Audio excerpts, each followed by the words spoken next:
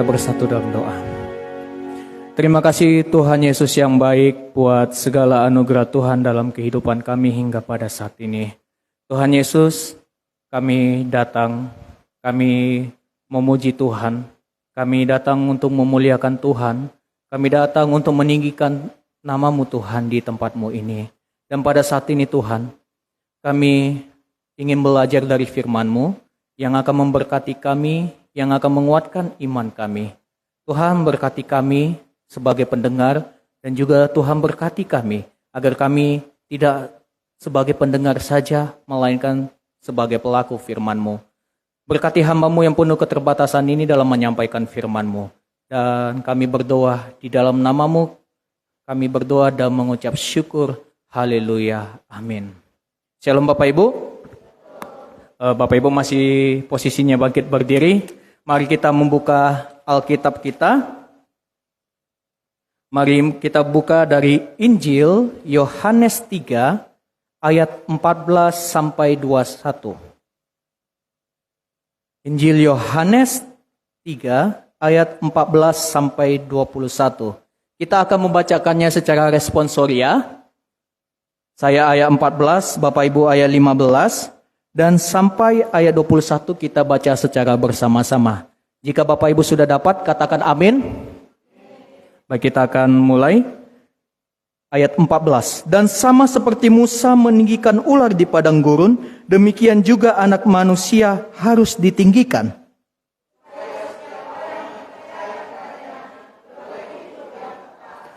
Karena begitu besar kasih Allah akan dunia ini, sehingga Ia telah mengaruniakan anaknya yang tunggal, supaya setiap orang yang percaya kepadanya tidak binasa, melainkan beroleh hidup yang kekal.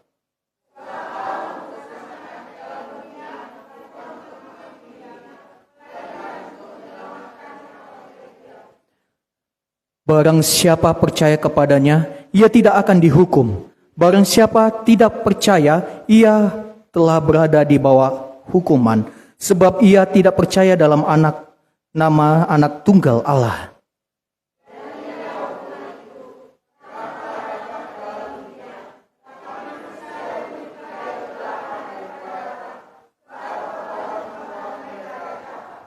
Sebab barang siapa berbuat jahat, membenci terang dan tidak datang kepada terang itu, supaya perbuatan-perbuatannya yang jahat itu tidak nampak. Kita bersama. Tetapi barang siapa melakukan yang benar, ia datang kepada yang supaya menjadi nyata bahwa perbuatan-perbuatannya dilakukan dalam Allah. Amin. Bapak Ibu dipersilakan duduk kembali. Berbahagialah mereka yang mendengar firman Tuhan, merenungkan serta melakukan dalam kehidupannya sehari-hari. Shalom Bapak Ibu. Shalom Bapak Ibu. Nah, baik, firman Tuhan yang akan menjadi berkat buat kita pada pagi hari, pada hari Minggu ini, saya memberi tema di balik kasih Allah yang begitu besar. Di balik kasih Allah yang begitu besar. Bapak Ibu dan saudara-saudari yang terkasih, ketika kita melihat perikop ini ada satu ayat. Ya pasti kita sudah hafal ya satu ayat ini, dan juga saat kita sekolah minggu, pasti guru sekolah minggu akan menyuruh kita menghafal ayat ini. Ayatnya seperti ini. Mari kita baca bersama-sama Bapak Ibu. 2, 2, 3 ya. Karena begitu besar kasih Allah akan dunia ini, sehingga Ia mengaruniakan yang tunggal, supaya setiap orang yang percaya kepadanya tidak binasa, melainkan beroleh hidup yang kekal. Amin. Nah, kalau ini pasti di sekolah minggu, apalagi kemarin kita Natal. Dan pada Natal tahun lalu, P3GMI yang membacakan liturgi ini dalam berbagai macam ragam bahasa. Bapak Ibu yang terkasih, berbicara tentang kasih, pasti tidak asing lagi dalam kehidupan kita. Ada berbagai macam-macam jenis kasih yang kita ketahui. Di antaranya adalah kita mengenal kalau kita dikasihi, maka kita mengasihi dia.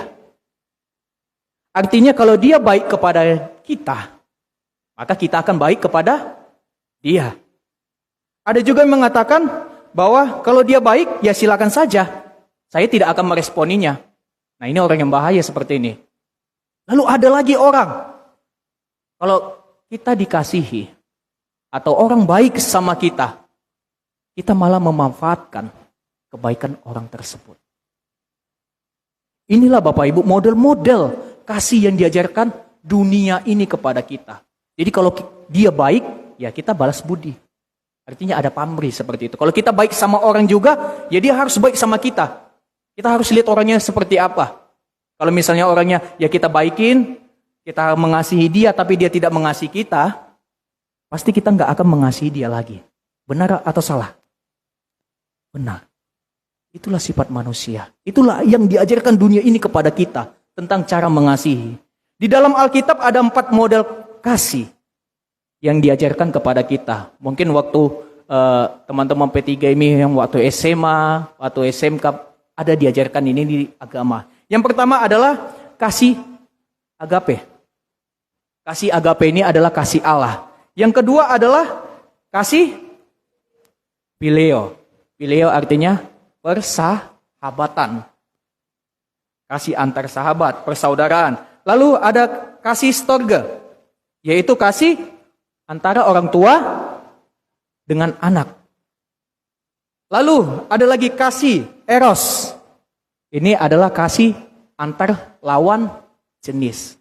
Jadi ada Alkitab mengajarkan ada 4 kasih. Yang pertama tadi ada kasih agape, kedua phileo, ketiga storge, keempat eros.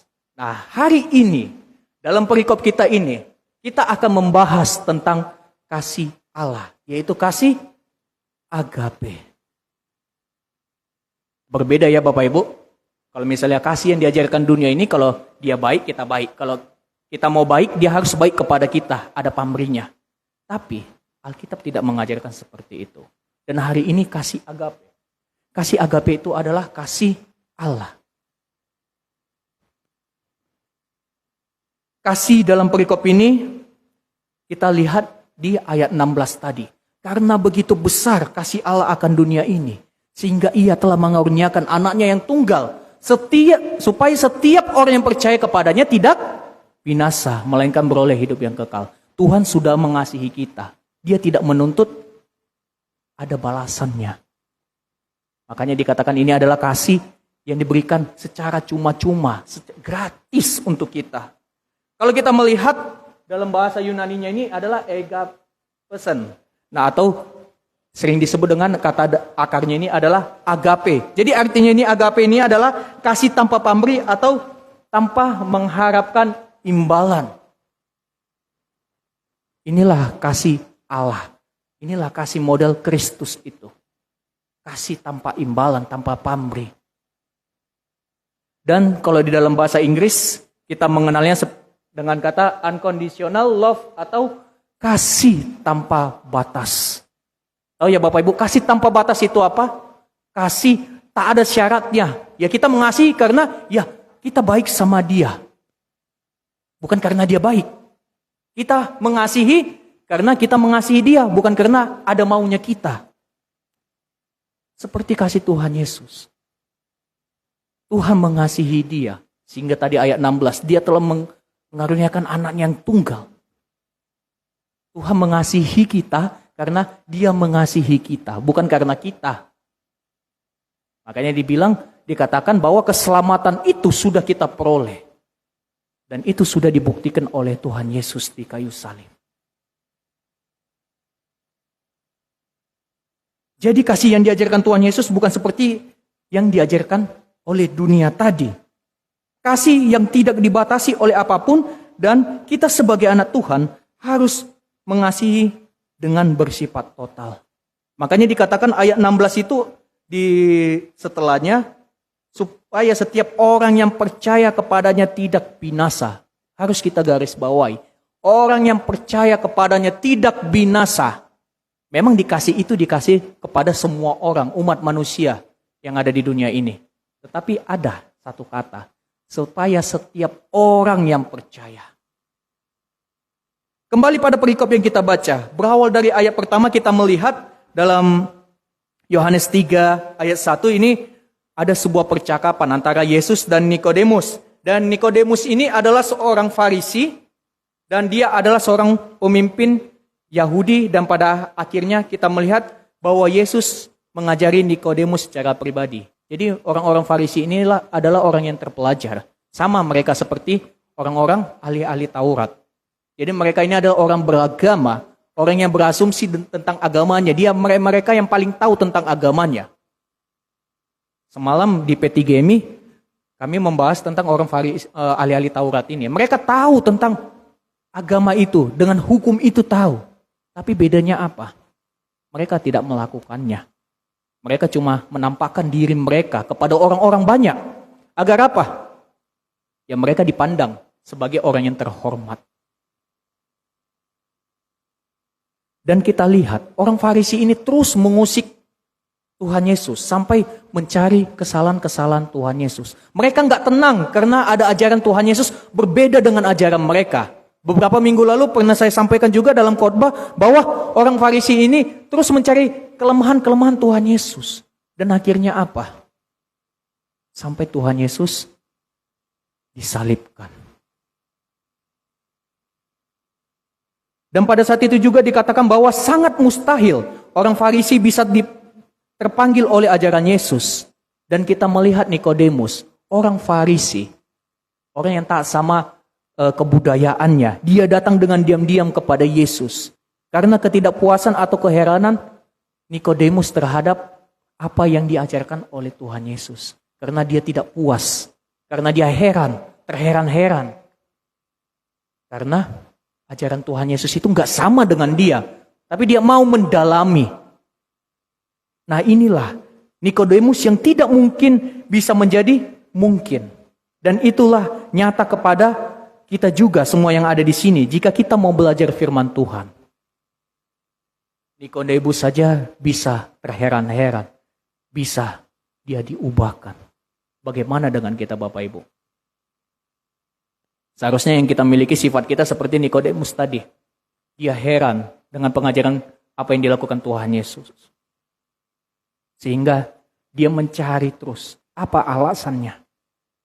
Akhirnya apa? Hal yang tidak mungkin dalam tradisi mereka. Yang dikatakan tadi orang Farisi tidak mungkin terbujuk dengan ajaran Tuhan Yesus. Akhirnya menjadi mungkin. Yang anehnya, kita sering berpikir bahwa karena keadaanku saat ini tidak mungkin kita bisa balik kepada Tuhan. Pasti kita memikirkan hal itu. Karena keadaanku saat ini. Karena apa yang ku alami. Aku gak mungkin kembali sama Tuhan. Semua perbuatanku udah kulakukan sudah menyakiti hati Tuhan. Gak mungkin aku balik sama Tuhan. Manusia sering berpikir begitu Bapak Ibu. Tetapi kita lihat Nikodemus tadi. Yang terus mencari kesalahan-kesalahan. Tetapi akhirnya diubahkan. Kita lihat juga Paulus, Rasul Paulus bagaimana. Yang dahulu dia memenjarakan orang pengikut Kristus. Bahkan membunuh pengikut-pengikut Kristus. Akhirnya apa? Tuhan datang kepada dia dan Rasul Paulus diubahkan. Yang dulu namanya Saulus menjadi Paulus. Dalam ayat 14 dan 15 kita melihat ada sebuah kebingungan. Kita melihat Bapak Ibu ayat 14 sampai 15 di sini ada bahwa ini yang dimaksud ular, bahwa Musa meninggikan ular di padang gurun. Ini agak aneh ya. Kok ular ditinggikan di padang gurun? Padahal kita tahu bahwa tahun lalu waktu kita Natal itu ular itu waktu PWMI Pramennya bagaimana? Ular yang membujuk si Hawa. Dan juga akhirnya terbujuk si Adam. Akhirnya mereka jatuh ke dalam. Pada saat ini kok ular yang kita baca? Kok ular ditinggikan? Nah Bapak Ibu dan Saudara-saudara yang terkasih, jika kita melihat dalam Bilangan 21, mari kita Bapak Ibu buka Bilangan 21, Perjanjian Baru. Bilangan 21, Perjanjian Lama ya. Jangan buka Perjanjian Baru. Bilangan 21, ayat 4 sampai 9. Bilangan 21, ayat 4 sampai 9. Bapak Ibu di sini kita melihat bahwa inilah yang dimaksud perikop yang kita baca pada saat ini. Yaitu di dalam kitab Bilangan Tuhan memakai ular untuk menghukum bangsa Israel yang ada pada saat itu. Tuhan memakai ular untuk menghukum bangsa Israel karena bangsa ini tidak percaya. Bahkan mereka melawan Tuhan yang sudah membebaskan mereka. Bahkan mereka mengatakan dalam ayat 5, mengapa kamu memimpin kami keluar dari Mesir? Bangsa Israel mengatakan itu kepada Musa. Mengapa kamu memimpin kami keluar dari tanah Mesir? Padahal tanah Mesir itu waktu di Mesir mereka diperbudak. Nah ini dikatakan, mengapa kamu memimpin kami keluar dari Mesir? Supaya kami mati di padang gurun ini. Sebab tidak ada roti dan tidak ada air. Dan makanan hambar. Ini kami telah muak.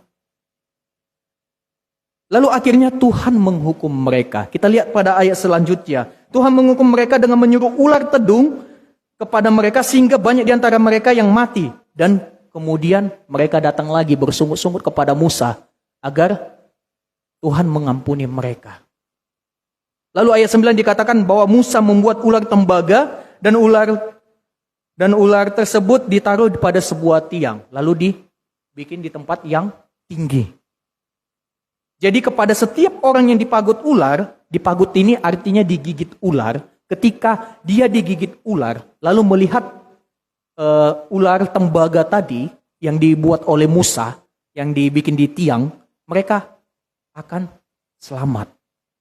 Mereka nggak jadi mati. Bapak Ibu, dalam konteks ini bukan ular tembaga yang dibuat Musa untuk menyelamatkan mereka. Ini hanyalah sebuah tanda. Jadi jangan mengatakan karena ular ya mereka selamat. Ini hanya simbol saja. Ini hanya tanda saja dan ini tidak memiliki kuasa apapun. Yang memberi kuasa itu hanya Tuhan. Makanya disebut sebagai tanda. Jadi ini adalah lambang keselamatan kepada bangsa Israel ketika mereka mau percaya kepada Allah dengan diletakkan di tempat yang tinggi. Keselamatan dalam arti bebas dalam gigitan ular tadi. Jadi bukan keselamatan kehidupannya ya, keseluruhannya, tetapi keselamatan karena digigit ular tadi. Jadi sama seperti umat Israel yang memandang kepada ular tembaga, begitu juga kita. Ketika kita percaya sama Yesus Kristus yang disalibkan itu, kita memperoleh keselamatan atau hidup yang kekal. Ada amin? Kalau saya bertanya kepada kita semua yang ada di sini, apakah kita percaya sama Tuhan Yesus? Percaya, bukan amin. Pasti percaya. Pasti percaya kita mengatakannya. Jadi ketika kita mau mendapatkan keselamatan itu, jadi manusia harus percaya kepada Tuhan Yesus. Lalu ayat 16 kita melihat, ini di sini ditunjukkan bahwa kasih Allah yang begitu besar. Karena begitu besar kasih Allah lewat pengorbanan anaknya di kayu salib. Dan ini mengungkapkan isi hati Allah. Dan ini juga merupakan misi Allah. Misi Allah kepada dunia ini. Yaitu menyelamatkan kita. Domba yang tersesat. Domba yang hilang. Untuk itulah mengapa Tuhan Yesus sangat mengasihi kita dengan memberikan anaknya yang tunggal sampai disalib. Dan kita melihat bahwa ada kata tadi yang seperti saya katakan, supaya setiap orang yang percaya kepadanya tidak binasa melainkan beroleh hidup yang kekal. Hidup yang kekal di sini kita melihat dalam artinya itu adalah aionios joy. Jadi kehidupan yang abadi. Artinya itu adalah kehidupan yang abadi. Mengarah kepada kehidupan yang abadi, kekal, dan masa yang akan datang. Artinya apa? Setelah Bapak Ibu kita sudah selesai di dunia ini, kita akan bersama-sama dengan Tuhan di surga. Ingat bahwa tadi dikatakan supaya setiap orang yang percaya. Artinya keselamatan itu sudah diberi kepada kita semua. Dan itu pemberiannya secara cuma-cuma. Atau gratis. Dan inilah kasih agape itu. Kasih yang besar yang diberikan Tuhan kepada kita. Dan ketika engkau menerima keselamatan itu, juga kita harus meresponinya dengan benar. Untuk itulah saya katakan tadi, jangan sekedar percaya saja. Makanya kalau dikatakan, apakah kita percaya bahwa Tuhan Yesus itu adalah juru selamat kita? Semua kita katakan percaya. Tapi ketika kita dikatakan, apakah kamu meresponinya dengan benar? Pada diam. Inilah yang harus kita koreksi di dalam kehidupan kita. Bapak, Ibu, dan saudara-saudari yang terkasih, Rabu lalu saat sel group di rumah Bapak Sukarman, tema kami yaitu datang, mendengar, dan sudah lupa. Datang, mendengar, dan melakukan. Nah, ada salah satu poinnya yang menjadi koreksi dalam kehidupan kita kemarin waktu di sel group, yaitu manusia harus mempunyai iman yang kuat. Menjadi Kristen yang aktif, bukan yang pasif. Tahu ya, Kristen yang aktif bagaimana? Jadi dan ketika kita menjadi Kristen yang aktif, kita seperti membangun rumah kita di atas batu. Tetapi ketika kita menjadi Kristen yang pasif, kita akan membangun rumah kita di atas pasir. Artinya apa? Ketika iman kita dibangun di dasar yang kuat, ketika ada badai, ketika ada yang mengganggu kita, kita akan tetap kuat. Itu poinnya. Ketika kita menjadi Kristen yang pasif, kita sudah membangun iman kita di atas pasir. Jadi ketika ada badai, ketika ada ujian-ujian yang ada dalam hidup kita, kita pasti akan lemah, kita pasti akan goyah. Itulah mengapa banyak kita yang terus mengatakan, kenapa ini Tuhan, kenapa ini terjadi kepadaku? Itu karena apa? Iman kita bangun di atas pasir, bukan di atas batu, di dasar yang kuat. Dan saya tertarik dalam bahan sel group kemarin, dikatakan kita bisa mengukur iman kita. Apakah iman kita itu kuat atau lemah? Caranya bagaimana? Ini dibuktikan saat kita menghadapi badai atau ujian yang datang kepada kita. Mari kita lihat diri kita. Apakah ketika ujian datang kepada kita, ketika badai datang pada diri kita, apakah iman kita kuat atau lemah? Itu yang menjadi koreksi dalam hidup kita. Begitu juga dengan kata percaya kepada Tuhan. Ketika kita mengatakan percaya kepada Tuhan, tetapi kita tidak melakukan apa yang kita katakan, tidak ada bukti iman kita, maka keselamatan itu tidak akan kita terima. Karena apa? Kita hanya mengatakan kita percaya sama Tuhan, tapi kita nggak pernah melakukan, tidak pernah meresponi tentang keselamatan itu. Artinya apa Bapak Ibu? Omong kosong yang ada dalam hidup kita. Kemarin saya mendapatkan sebuah buku, saya melihat kembali. Rairi Charles mengatakan bahwa dalam bukunya, mari Bapak Ibu sama-sama kita baca 2, 2, 3 ya.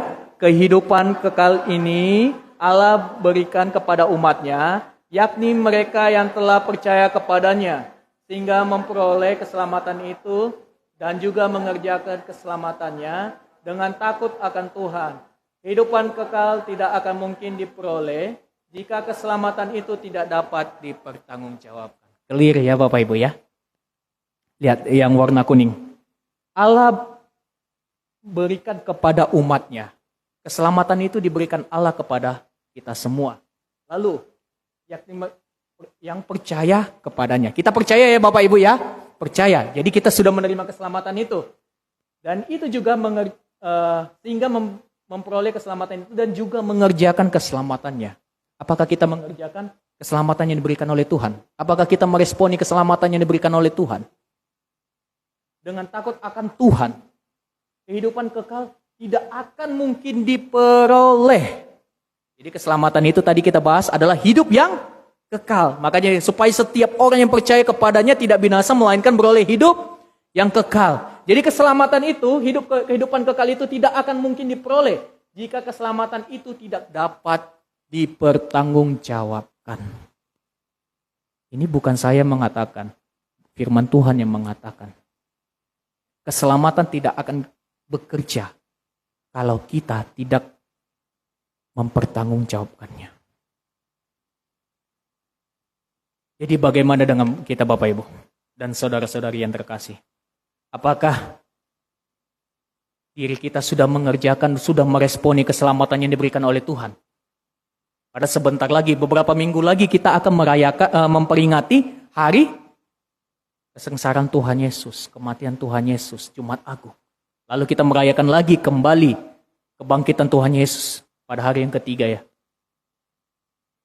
Dalam Yakobus 2 ayat 26 dikatakan, sebab seperti tubuh tanpa roh adalah mati, demikian jugalah iman tanpa perbuatan, perbuatan adalah mati. Kita percaya sama Tuhan Yesus, kita beriman. Iman kita mengatakan kita percaya sama Tuhan Yesus, tapi tanpa perbuatan itu adalah mati.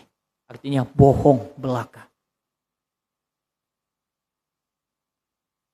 Apa yang dapat kita pelajari Bapak Ibu dalam firman Tuhan pada pagi hari ini? Yang pertama, kasih Allah telah dibuka kepada semua orang.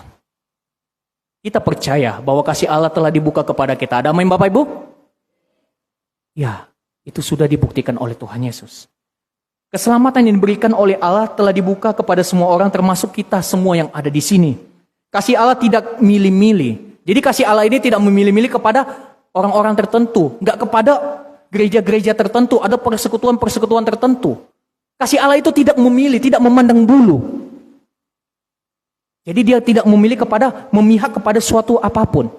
Tetapi kasih Allah diberikan kepada kita semua orang. Tinggal kita bagaimana meresponi kasih Allah itu. Makanya dikatakan tadi adalah misi Allah untuk menyelamatkan kita yang terhilang. Orang bebal. Orang yang tidak pernah sadar, bahkan kepada kita yang merasa jauh daripada Tuhan. Padahal Tuhan terus menunggu kita untuk kembali. Kita yang merasa jauh sama Tuhan. Padahal Tuhan ingin kita datang kepadanya. Makanya dikatakan tadi bahwa kasih Allah itu unconditional love, atau kasih tanpa batas. Iman tanpa perbuatan adalah mati. Tidak mungkin orang mengatakan dia beriman, tapi tidak ada perbuatan-perbuatan di dalam dirinya. Ingat Bapak Ibu, tidak mungkin ada orang yang mengatakan dia percaya sama Tuhan, tapi dia nggak ada perbuatan dalam dirinya. Bapak Ibu dan saudara-saudari yang terkasih, Tuhan Yesus ingin menginginkan kita pada saat ini, bahwa ketika kita mengaku percaya kepada Tuhan, buktikan lewat iman kita. Lewat iman dan perbuatan kita. Bukan iman saja ya. Yakobus tadi mengatakan bahwa iman tanpa perbuatan hakikatnya adalah mati. Tuhan Yesus mengajarkan bahwa ketika kita mengaku percaya, buktikan lewat imanmu. Buktikan lewat perbuatanmu. Kalau tidak ada tindakan, artinya kita seorang pembohong. Dan bukan manusia kita bohongi. Tetapi Tuhan yang kita bohongi. Tuhan yang terus kita buat nangis. Bapak Ibu. Kalau kita nggak ada iman dan perbuatan kita. Keselamatan memang diberi secara cuma-cuma. Tetapi hal itu akan bekerja ketika kita percaya dan melakukan bukti dari iman kita. Makanya kalau Bapak Ibu kita mengikuti cell group, hal yang pertama apa yang kita lihat pertama itu? Bahwa apa bukti iman saudara dalam satu minggu? Benar Bapak Ibu? Benar. Untuk itulah dikatakan bukti iman itu yang diperlukan. Jangan hanya sekedar percaya saja. Orang lain yang di luar sana bisa percaya sama Tuhan Yesus, mereka percaya. Orang di luar sana percaya. Mereka percaya bahwa ketika mereka cuma mengatakan percaya sama Tuhan Yesus, mereka bisa masuk surga. Tapi percayanya kita di sini adalah ketika kita percaya dan melakukan tindakan dan meresponi apa yang kita imani itu yang diinginkan Tuhan. Bukan hanya sekedar percaya saja, tetapi harus ada tindakan yang nyata.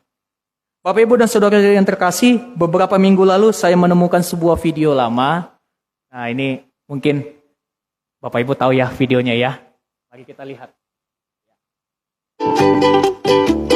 Ini kemarin di grup ya. Yang mulai jam 9, kamu selalu telat setengah jam. Lalu kamu bilang yang terbaik sudah kau berikan. Pas giliran kasih persembahan, kamu selalu kasih yang recehan.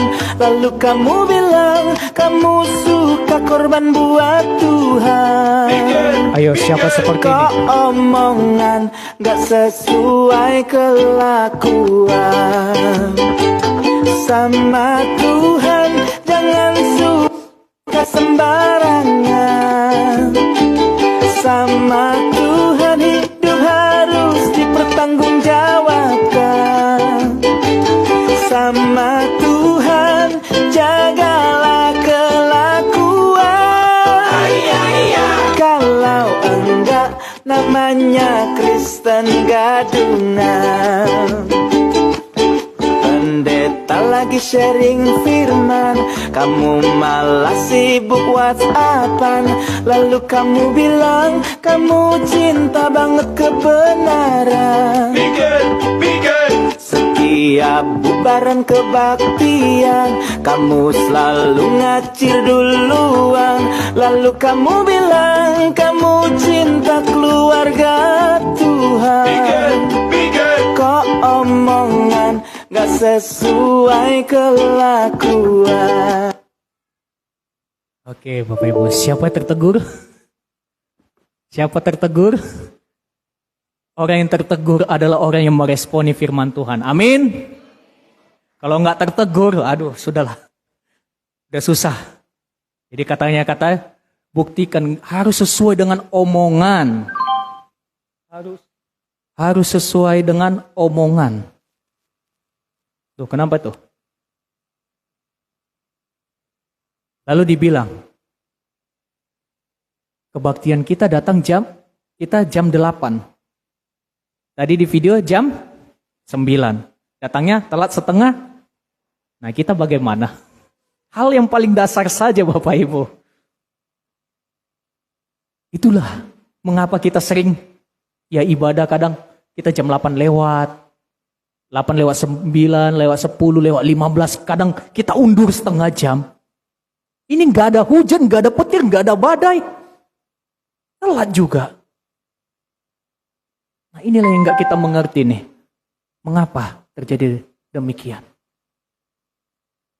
Lalu dikatakan, iman kita harus dibuktikan dengan perbuatan. Kalau kita dibilang kataan yang tidak melakukan hal yang kita omongkan, namanya Kristen gadungan. Tadi katanya Kristen gadungan. Makanya mikir. Arti mikir itu sebenarnya responi. Kalau kita tertegur, puji Tuhan. Lalu poin kedua Bapak Ibu.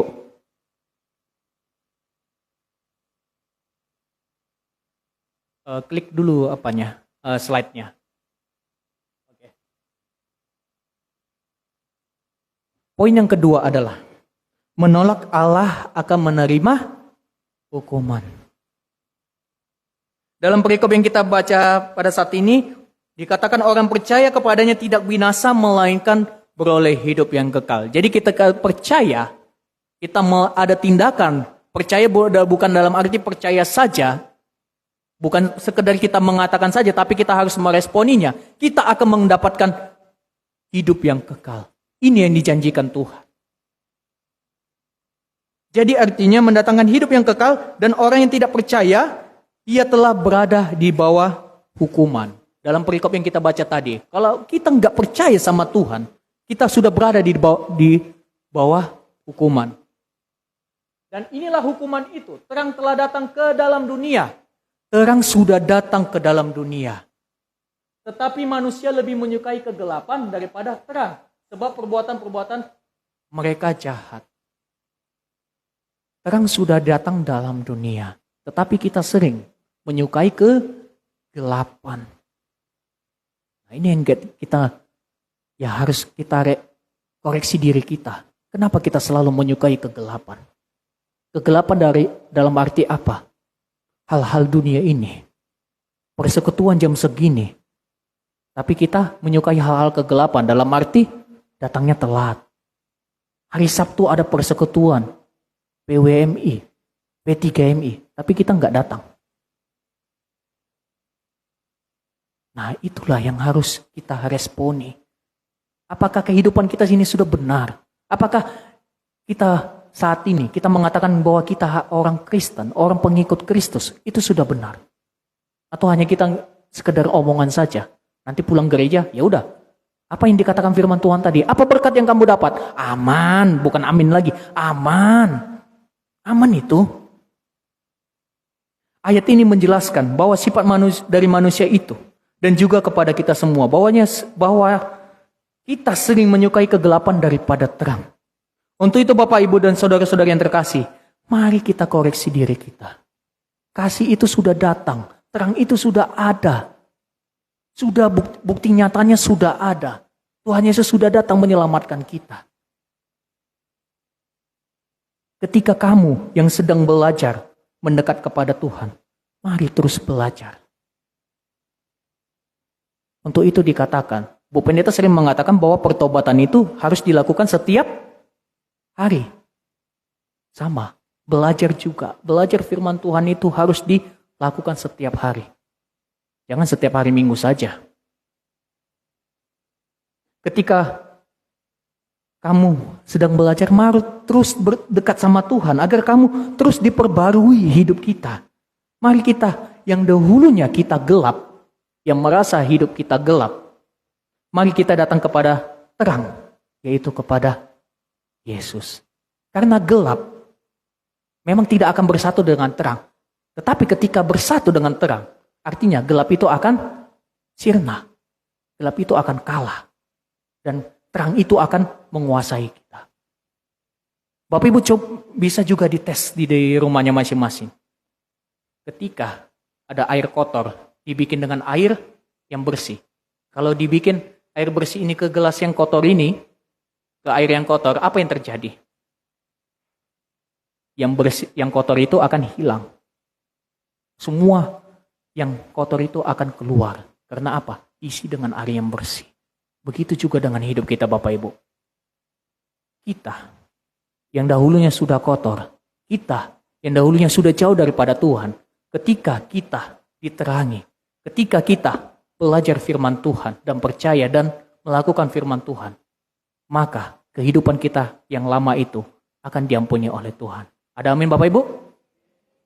Untuk itu firman Tuhan hari ini mengajari bahwa Allah sudah memberikan keselamatan itu. Dan Yesus sudah mengatakan dalam Yohanes 14 ayat 6. Sama-sama kita baca Bapak Ibu. 2, 2, 3 ya. Akulah jalan kebenaran dan hidup. Tidak ada seorang pun yang datang kepada tidak. Bapak Ibu fokus ke yang warna kuning. Jalan kebenaran dan hidup.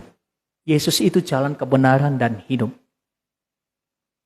Tidak ada seorang pun yang datang kepada Bapa kalau tidak melalui Dia. Jadi di dalam gelap itu nggak ada jalan. Walaupun dunia memberikan kita ini itu dengan cepat, tapi itu nggak akan ada jalan untuk menuju ke tempat kediaman kita yang kekal, yaitu di surga. Mau percaya sama Tuhan Yesus, Bapak Ibu, ada amin? Mau melakukan pekerjaan yang diperintahkan Tuhan Yesus kepada kita, ada amin? Untuk itu percayalah. Dalam arti menjadikan orang percaya kita itu menjadikan Yesus sebagai pedoman. Jadi kita percaya menjadikan Yesus sebagai pedoman hidup kita, dan mari kerjakan keselamatan yang diberikan oleh Tuhan kepada kita, dan mari kita lakukannya. Orang percaya akan memperoleh hidup yang kekal. Tetapi orang yang tidak percaya akan berada di bawah hukuman. Tadi di dalam epistel kita, dalam Efesus 2 ayat 10, saya menggarisbawahinya karena ini sesuai dengan apa yang kita bahas pada saat ini. Efesus 2 ayat 10. Saya akan bacakan. Karena kita, ini buatan Allah, diciptakan dalam Kristus Yesus untuk melakukan pekerjaan baik yang dipersiapkan Allah sebelumnya. Ia mau supaya kita hidup di dalamnya. Ada amin? Tuhan mau kita hidup di dalamnya. Jadi kalau kita hidup di luar Tuhan, artinya apa? Kita sudah berada di dalam hukuman. Berbahagialah orang yang percaya, orang yang melakukan firman Tuhan, merenungkannya dalam kehidupannya sehari-hari. Karena itulah yang berkenan di hadapan Tuhan. Tidak ada hal yang lain yang berkenan di hadapan Tuhan kecuali kita percaya, merenungkan, bahkan melakukan, meresponi apa yang diinginkan Tuhan dalam hidup kita. Apa yang diinginkan Tuhan dalam hidup kita, Bapak Ibu? Melakukan perintah Tuhan. Apa perintah Tuhan itu? Ini sudah ditulis di sini.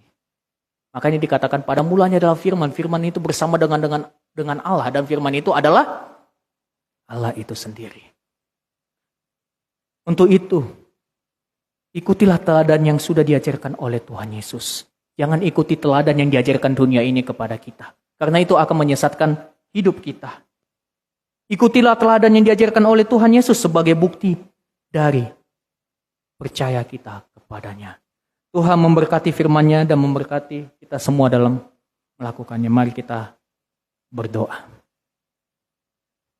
Terima kasih Tuhan Yesus yang baik buat firman-Mu pada hari ini yang mengajari kami, agar kami percaya kepadamu, serta Tuhan kami meresponi apa yang sudah Tuhan berikan kepada kami. Tuhan, kami menyadari bahwa begitu besar kasih Allah akan dunia ini, terkhusus kepada kami semua yang ada di sini. Dan kami Tuhan sering melupakan hal itu. Kami sering lari dari hadapan Tuhan, dari jalan Tuhan. Tuhan bantu kami Tuhan dalam hidup kami, agar setiap kami Tuhan mau belajar mengenal Tuhan dan belajar memperbarui hidup kami, agar kami selalu